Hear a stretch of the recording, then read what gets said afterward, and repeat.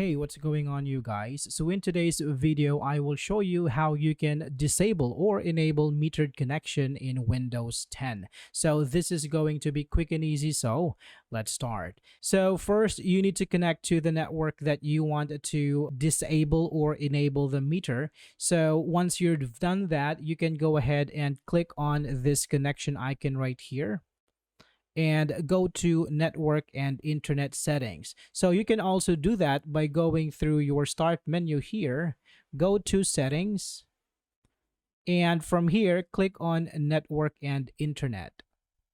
Okay, so once you're in here, go to properties, and here under this one you can see that we have metered connection in here. So if you want to enable metered connection for this connection, you can simply toggle this on like so, and if you want to disable it, you can just toggle this off like so.